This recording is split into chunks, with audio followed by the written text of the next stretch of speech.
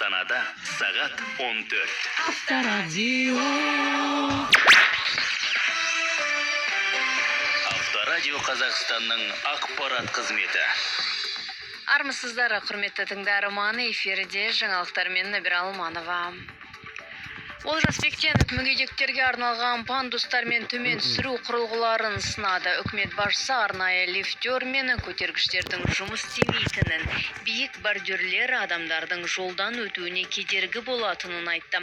Үкімет отырысында премьер-министр нысандарды мүгедектер мен қарттардың қажеттіліктеріне бейімдеуді күшейту қажет деді. Бүгінде нысандардың қолжетімділік деңгейі 45%-дан аспайды. Жыл басынан бері мемлекеттік органдарға мүмкіндігі шектеулі жандардан 16 мыңнан астам өтініш келіп түскен. Жеке меншік мектептерде оқитын балаларға әлеуметтік көмек беріледі. Мұндай көмек әлеуметтік осал отбасылардан шыққан балаларға көрсетіледі. Мәжілісмендер осы мәселені құқықтық негізде шешу үшін заң жобасын қарап жатыр. Оқу-ағарту министрі Ғани Бисенбаевтың айтуынша, қазіргі таңда мемлекеттік мектептерде оқитын 500 мыңнан астам балаға жалпыға міндетті білім беру шеңберінде тамақтанумен қамтамасыз ету және киім, мектеп керек-жарақтарын сатып алусында көмек көрсетіледі.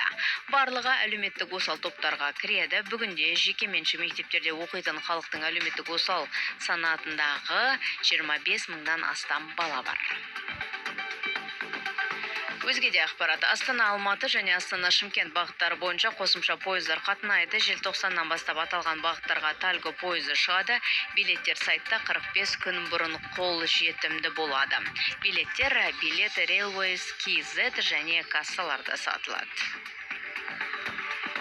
Шетел жаңалығына ойысайық, ақшта барлық дауыс беру учаскесі жабылды. Аляскада жеке дауыс беруге арналған соңғы сайлау учаскелерде жұмысын аяқтады. Бұл туралы РБК порталы хабарлайды. Әзірге осы, өзге де ақпарат туралы толығырақ Авторадио.kz ақпарат сайтынан біле аласыздар. Набира Алманова, бұл Авторадио Қазақстан. Ауа райы болжамы. Петропавл, Қостанай қалаларында қар жауады -2, Көкшетауда жауын-шашынды +3, Павлодарда 9 градус нөлден жоғары, Екібастұзда 11 градус жылы.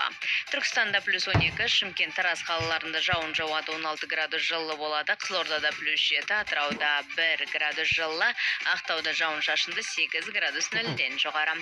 Ақтөбе, Оралда қар жауады -1, Семей, Өскеменде жауын-шашынды +12, Қарағанды, Теміртауда 10 градус жылы, Жезқазғанда +6. Балқашта 13 градус жылы болады, Талдықорғанда жауын-шашынды +21, Астанада қар жауады 7 градус жылы болады, Алматыда жауын жауы мүмкін +20. Авторадио. Тек алға қозғалыс.